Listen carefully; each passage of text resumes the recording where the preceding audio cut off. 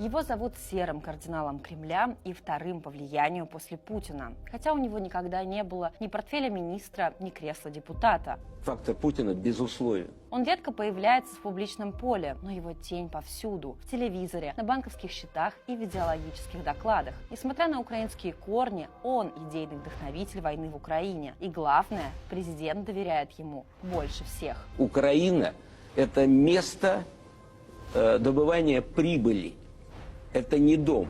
Юрий Ковальчук больше, чем просто миллиардер и сосед Путина по кооперативу «Озеро». Он распорядитель, который управляет его деньгами, недвижимостью и заботится о его женщинах. А его клан – это неформальная структура, которая с начала нулевых заняла уникальную позицию в путинской системе. Какую? Сейчас узнаем. Это «Битва кланов» – шоу Центра Досье о группировках Кремля, которые претендуют на власть в постпутинской России.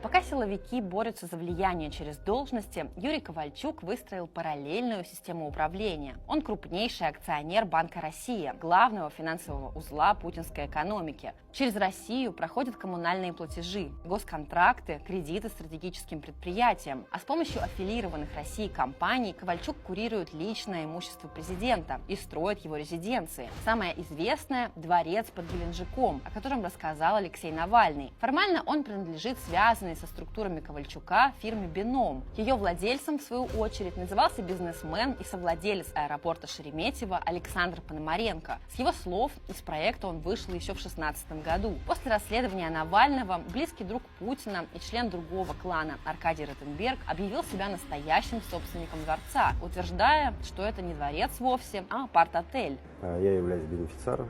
Там достаточно такой сложный был объект, было много кредиторов, и мне удалось стать бенефициаром.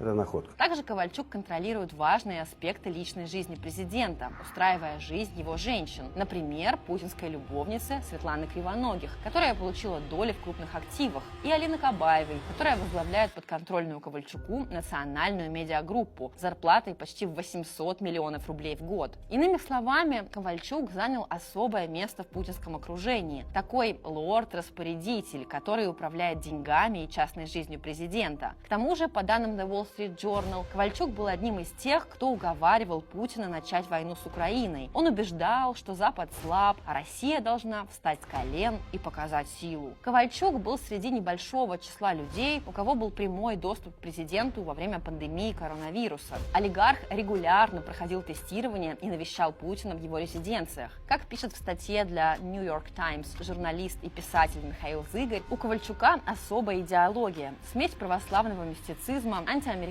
теорий заговора и гедонизма. Конспирологом является и его старший брат Михаил, редкий кадр, с которым мы познакомим вас чуть позже. Ситуация колонизации порабощения заменилась технологическим порабощением. Раньше вы это делали с помощью военной силы, а сегодня вы делаете это технологически. Я вам приведу простой пример. Интернет. Что такое интернет? Это цифровой ГУЛАГ. Главное в этой истории то, что теперь, по всей видимости, это мировоззрение разделяет и сам Путин. Колониальное мышление, как минимум, сохраняется, в этом проблема.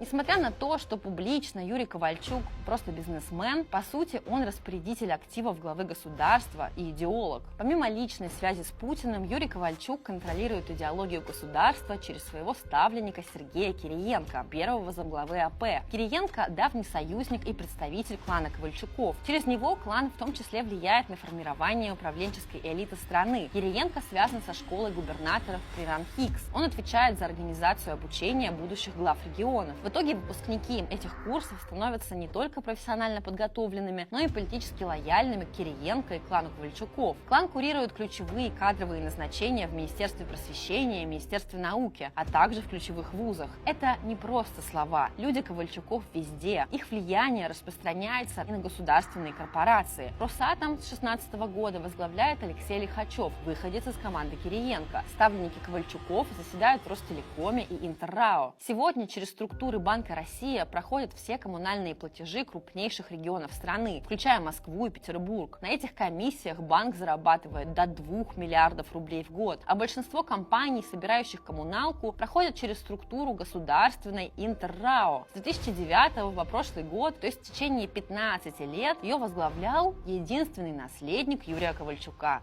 сын Борис. После ухода из госкомпании в прошлом году его кандидатуру рассматривали на крупные посты в «Газпроме», «Роснефти» и даже в правительстве или Смольном. В итоге он получил кресло в счетной палате. Познакомим вас поближе с Борисом чуть позже. А совсем недавно Ковальчуки заинтересовались силовым блоком. По данным телеграм-каналов, в частности Низыгорь, ключевым событием апреля стало сближение группы Ковальчуков с начальником Генштаба Валерием Герасимовым. 19 апреля он выступил с публичным докладом Путину о пасхальном перемирии, а 26-го сообщил об освобождении Курской области и вовлечении КНДР в войну с Украиной. При этом министр обороны Андрей Белоусов, присутствовавший в штабе, был отстранен от права доклада. Источники интерпретируют это как шаг Ковальчуков в сторону политического союза с Герасимовым, не из стратегической близости, а как часть аппаратной борьбы с командой гражданского Белоусова.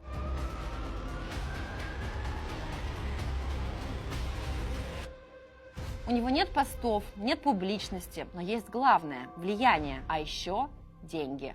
Много денег. Юрий Валентинович, пожалуй, один из самых богатых людей в ближнем окружении Путина. На 22 год Forbes оценивал его состояние в 1 миллиард 300 миллионов долларов, а сейчас, по их же данным, оно увеличилось до 3 миллиардов 200 миллионов долларов. И как ему это удалось? Юрий Ковальчук родился в Ленинграде в 1951 году. Он старше Путина на год. Семья была интеллигентной. Отец ветеран войны и доктор исторических наук. Мать преподавала историю КПСС. Юрий тоже изначально шел по научному пути, окончил физфак ЛГУ и защитил докторскую диссертацию по физике, а в 80-х занимал пост первого замдиректора физико-технического института имени Иоффе, Академии наук СССР. Он трудился под руководством известного ученого и нобелевского лауреата Жареса Алферова, а его коллегой тогда был физик Андрей Фурсенко, будущий министр образования и науки. Вот что сам Алферов рассказывал об их знакомстве. Я их пригласил быть у меня заместителями. И тот, и другой, Юра Ковальчук, очень талантливый администратор, блестящий администратор. Когда он был у меня заместителем, я спокойно уезжал в командировку, поручал ему то-то, и все было сделано прекрасно. Я думаю, что если бы не произошли определенные события в стране, то Юра и сегодня работал бы в науке, и очень может быть, что именно ему я передал бы физико-технический институт. Правда, Алферов не договаривает. Работая в институте, Фурсенко с Ковальчуком придумали хитрый способ, как хорошенько заработать. Они создали научно-технические фирмы для торговли компьютерами, деньги от которых шли им прямо в карман. Это возмутило Алферова, и в 1991 году оба были уволены. Правда, потом Алферов отрицал факт увольнения. А говорят, что вы их обоих уволили, они выдвинули на Ну, руководящую мало что работу. говорят. Неправду говорят?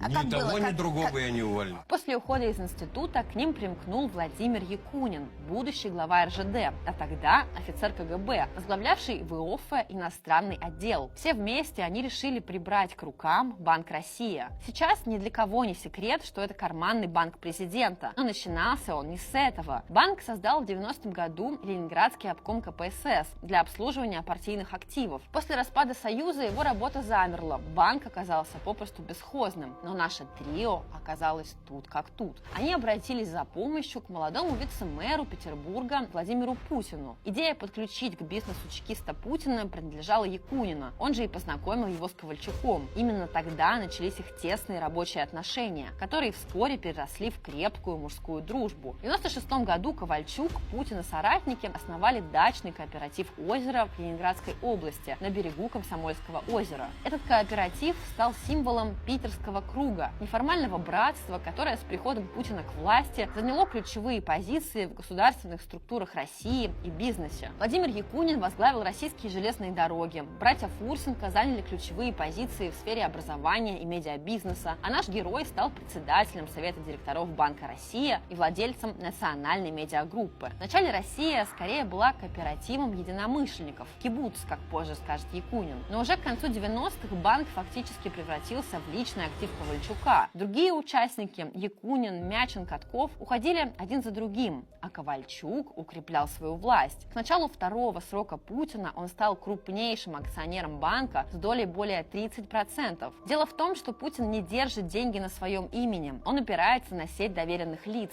И ключевую роль в этой схеме играет Банк Россия. У банка очень, по-моему, звучное и символичное название. Он так и называется – «Россия».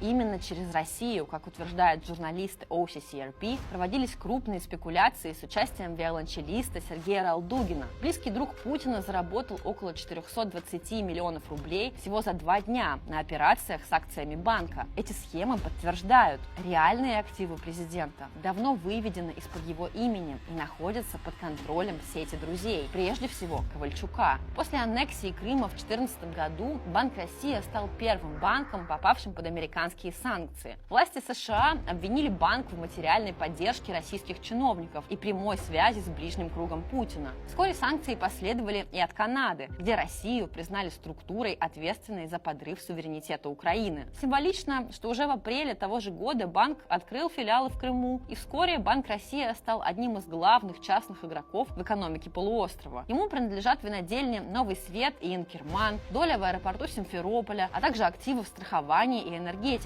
Сегодня Банк России считается крупнейшим страховщиком Крыма, как в частном, так и в государственном секторе.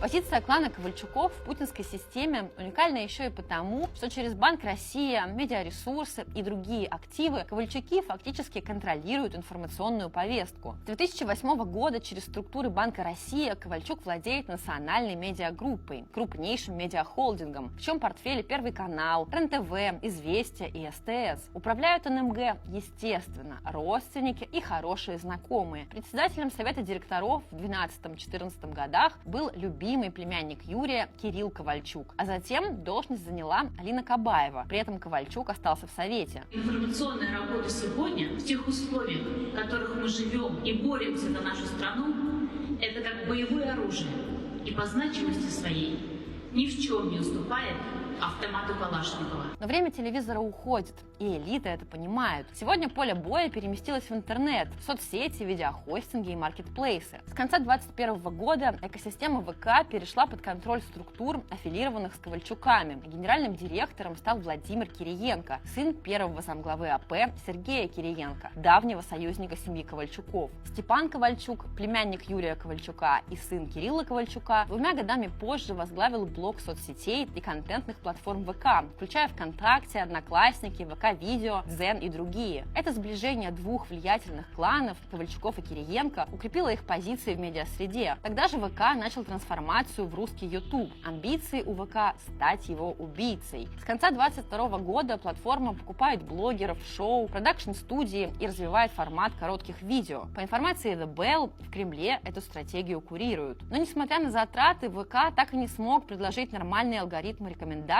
и модели монетизации. На фоне убытков почти в 35 миллиардов рублей за 2023 год ВК начал массовые увольнения. С лета 2024 года в России началось замедление YouTube, якобы из-за технических сбоев, но на самом деле по указанию Кремля. Формальное решение по таким вопросам принимает Роскомнадзор, но контроль за видеоповесткой находится, у кого бы вы могли подумать, у Сергея Кириенко. А совсем недавно, 18 апреля, стало известно, что 27,7% акций маркетплейса Озон, второго по величине в России, перешли в руки новых владельцев. Ранее она принадлежала структурам Бейринг Восток, но в 2024 году ее выкупили компании, связанные с Юрием Ковальчуком, предположительно после давления со стороны Кремля. Ковальчук со своими аппетитами может и не ограничиться Озон. По информации The Bell, его структуры рассматривают покупку доли в Wildberries, который переживает затяжной корпоративный конфликт внутри компании.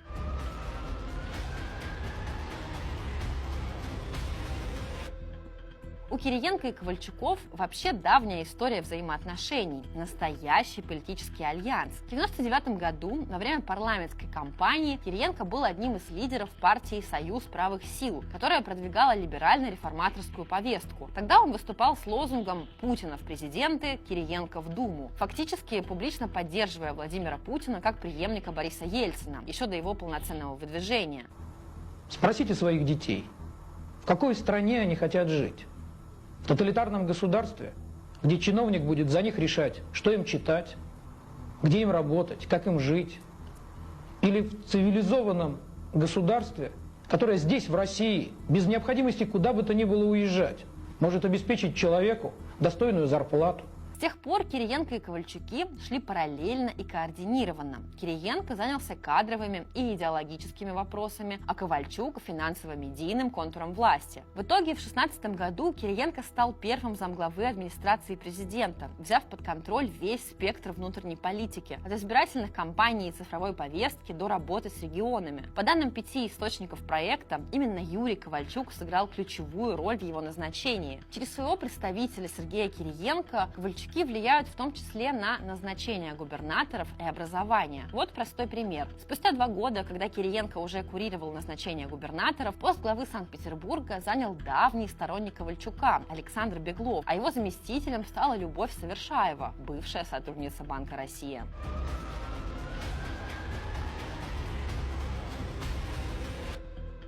Связи Юрия Ковальчука с ближайшим окружением Владимира Путина давно вышли за рамки дружбы или делового партнерства. Это настоящая мафиозная структура, где все держится на доверии, лояльности и крепких семейных узах. Эти связи пронизывают и государственные, и коммерческие проекты, особенно в стратегически чувствительных отраслях, от медицины до биотехнологий. Так, Ковальчук вместе с дочерью Путина Марией Воронцовой инвестирует в генетический проект «Намека» и медицинскую сеть «Сагас Медицина». Воронцова получила значительные дивиденды и зарплату от Намека, общая сумма которых за 3 года составила почти 1 миллиард рублей, то есть примерно 10 миллионов долларов. Кстати, когда мы говорим Ковальчуки, мы имеем в виду не только Юрия, но и его старшего брата Михаила. Он профессор, декан физфака СПбГУ, член-корреспондент РАН и глава Курчатовского института. А еще он известный конспиролог. Вот что он говорил, выступая в Совете Федерации. Свойство популяции служебных людей очень простое. Ограниченное самосознание и когнитивно это регулируется элементарно, мы с вами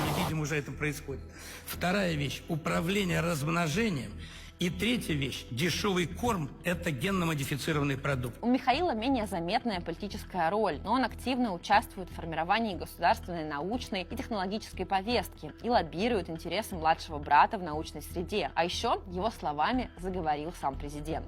Уже можно это представить, даже не очень теоретически, а уже можно практически представить, что человек может создавать человека с заданными характеристиками. Это может быть гениальный математик, это может быть гениальный музыкант, но может быть и военный, человек, который может воевать без страха и без чувства сострадания, сожаления и без боли.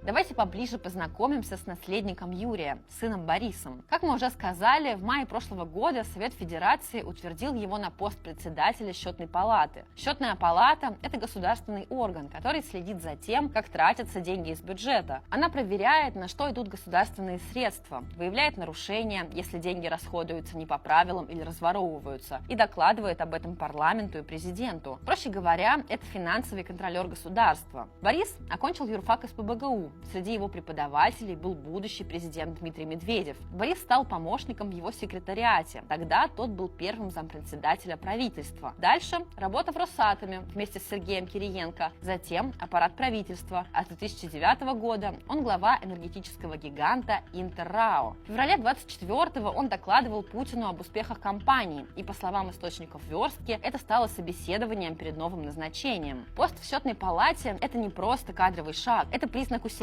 позиций Ковальчуков в системе, особенно в условиях подготовки к возможному транзиту власти. Сам орган, формально надзорный, в последние годы утратил политический вес, особенно после ухода Кудрина. Но с приходом Ковальчука в палате надеются на новую эпоху. По данным верстки, сотрудники считают его жестким, но эффективным. Политологи ожидают усиления аппаратного влияния и более пристального надзора за деньгами, особенно в условиях, когда все, от губернаторов до Минобороны, требуют миллиарды на технологический суверенитет. В условиях турбулентности счетная палата в его руках может стать инструментом межкланового давления. А еще Юрий Ковальчук позаботился о внучатом племяннике Сергее Фокине. Фокин занимает должность исполнительного директора Центра подводных исследований Русского географического общества. Может, из-за этого Путин начал постоянно погружаться под воду?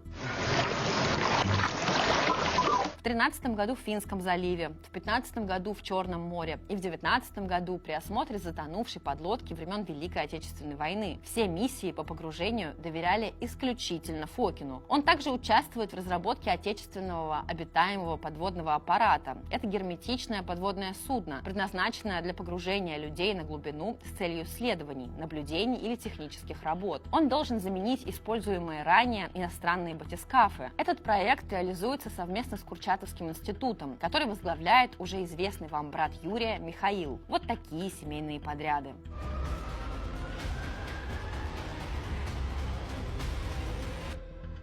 С приближением возможного транзита власти в России конкуренция между кланами усиливается. Каждая группа стремится укрепить свои позиции, продвигая лояльных кадров на ключевые посты. Назначение Бориса председателем счетной палаты – усиление клана Ковальчуков, но их клан сталкивается с противодействием со стороны силового блока, например, Николаем Патрушевым, а также Игорем Сечиным, главой Роснефти, который тоже имеет обширные связи в силовом аппарате. Патрушев, бывший глава Совета Безопасности, обладает значительным влиянием в силовых структурах, а его старший сын Дмитрий сейчас занимает высокий пост вице-премьера и метит чуть ли не в преемнике Путина. Мы рассказывали об этом в выпуске про Патрушевских, ссылка в описании. Ротенберги управляют инфраструктурными проектами, Ковальчуки же играют на поле медиа, инфраструктуры и интернета. И, кстати, вытесняют старых фаворитов из некоторых сегментов. Так, в 2017 году, после неудач на стройках РЖД, клан Ротенбергов начал терять подряды. До этого момента основным подрядчиком была группа компаний 1520, контролируемая членом клана Игорем Ротенбергом, сыном Аркадия. С 2017 года Спецтрансстрой, компания, связанная с Ротенбергами через Юрия Рейляна, начала передавать свои подряды новым партнерам. Спецтрансстрой отвечал за строительство Крымского моста, но провалил сроки на БАМе и обходной дороге вокруг Краснодара. Эти срывы привели к транспортным коллапсам и массовым претензиям со стороны угольщиков. После серии срывов сроков и скандалов значительная часть заказов была передана компании «Эриндустрия» Владимира Васильева, близкого к Юрию Ковальчуку. Это стало возможным благодаря личным связям Васильева с Ковальчуком и поддержке со стороны бывшего главы РЖД Владимира Якунина.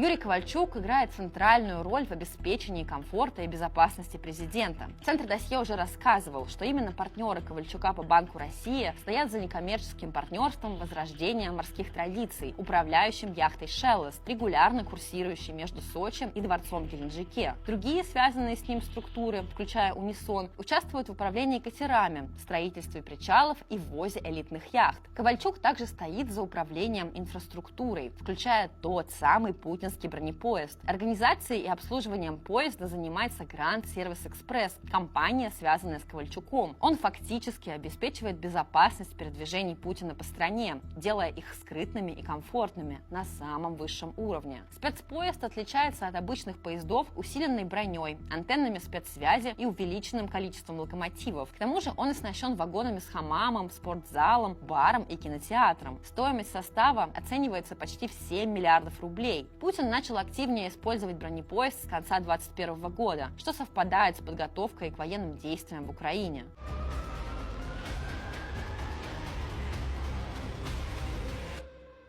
Пока силовики воюют за влияние, Юрий Ковальчук тихо выстроил свою империю. Без погон, но с деньгами, медиа, университетами и дворцами. Он не просто обслуживает интересы Путина, он их формирует, подталкивая страну к войне, репрессиям и самоизоляции. Когда Путин ослабнет, у Ковальчука уже будет готов план на завтра. Он строит систему, способную пережить своего лидера, а значит, главные битвы за власть в России еще впереди.